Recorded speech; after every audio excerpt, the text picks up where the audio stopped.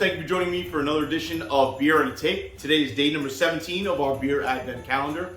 And as you can see, it's a little different. I have two beers out here.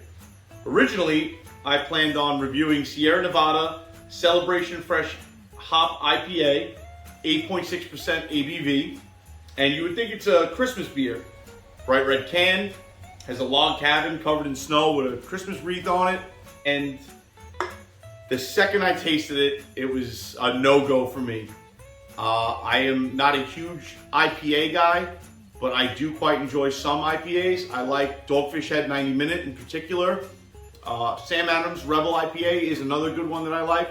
But this, there's nothing Christmas about what was in the can. The can said Christmas, the beer didn't. It was just overly bitter, totally hops, no distinguishable characteristics other than hoppy bitterness. And we're done with them. So I went to the fridge and grabbed a Bluepoint Winter Warmer. This is 6.4% ABV. It's an ale with spices and natural flavors. So cheers. Let's hope Bluepoint can come in and swoop the victory.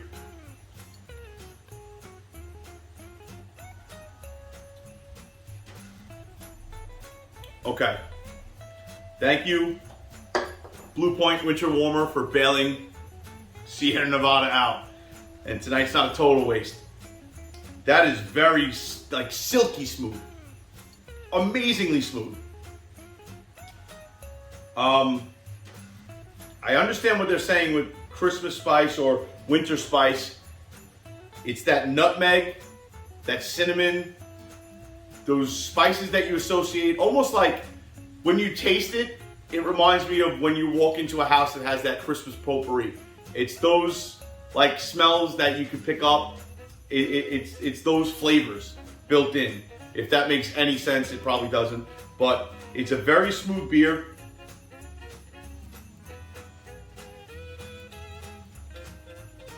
Not really sweet, but not bitter at all. You get the spices right away, and they continue through. But they're a very nice, I guess, warming spice to it, which is very enjoyable. So on to my sports take. I actually have notes. We here at Scoreboard Addicts aren't huge soccer fans. Rook maybe a little bit, but the rest of us not so much.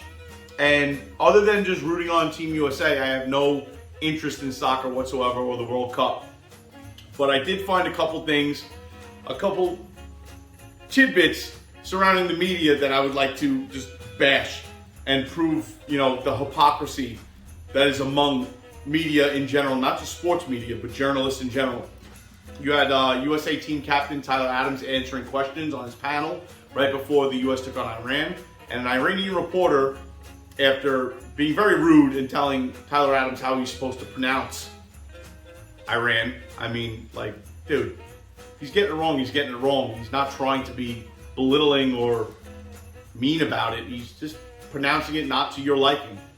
But you didn't have to call him out on it. Definitely rude.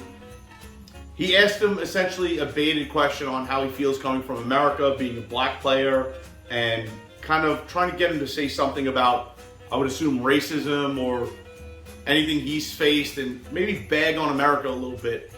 But Tyler Adams, true professional, wasn't giving that to him, knew what he was there to do. He was there to represent the United States of America.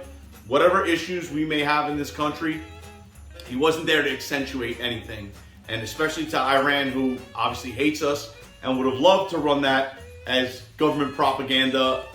The captain of the USA team ragging on America, didn't give it to him. Here comes the punchline to that joke, and it's not a funny joke at all. Iranian soccer player Amir Nasra Azdani was arrested for taking part in protests in Iran. The protests were for women's rights and human rights overall. He was arrested and sentenced to death for protesting. Come on. Right? You're in no position to lecture the public about anything. You know nothing about the real world. He's the 20th person that's going to be sentenced to death over the protest, 3 of which being children. Oh my God. Like, I'm going to mispronounce Iran from now on. I'm going to call you assholes. Pardon my French, but you're an asshole. Like, are you serious? Not Iranian people. but your government. Asshole. I don't care if I get in trouble for that. It's the truth. Are you shitting me? Protesting over human rights and women's rights. Sentenced to death. What a bad guy he sounds like. It's fucking pathetic. I truly feel horrible for Amir, and I pray for him, and I hope somehow, some way, they don't go through with that execution. That's why you got to take into account where you live, being from the United States of America, having the Constitution, the Bill of Rights, being able to say kind of whatever you want as long as you don't threaten anybody, and rag on whoever you want, which we often do here, and not be sentenced to death for it. But the other thing I wanted to poke fun of was the Washington Post published an op-ed about how Argentina has a severe lack for diversity on the team, and specifically no black players. But I don't know if the Washington Post understands that South America in general has a less than 1% black population. Argentina, following suit, is less than 3%. I don't know what you want to do. Diversity is great, but you know what's not great? Wanting to, I guess, have Argentina go around and select different minority groups that they don't happen to have in their country and then like steal them and bring them in to the country and force them to live among them. This ain't Amistad. You shut up. Goddamn right this ain't Amistad. Yeah, it's not a good thing there, Washington Post. It's a bad take. They actually had to go back and not retract the article, but amend it and put some corrections in there because it was a little silly. But I did like La Libertad Avanza, which is a libertarian political group in Argentina. When they seen the post from Washington Post and they tweeted out the article, they quipped right back, "It's because we are a country and not a Disney movie." That is well said. You cannot cast who you want to see playing there for diversity reasons.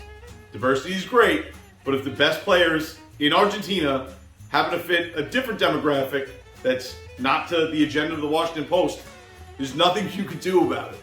You can't cast somebody who's like, "Oh, listen, we need you, and you to fill out the group." Singled out because I'm black. Remember our college brochure? So what? They put you on the cover. Twice? Oh. I think that is, pointing that out and wanting that to be the case is more racist than anything else. I mean, what a shit take, Washington Post. Another set of assholes. But maybe that's why half the company's getting laid off. All right, enough of ragging on people. Back to the beer.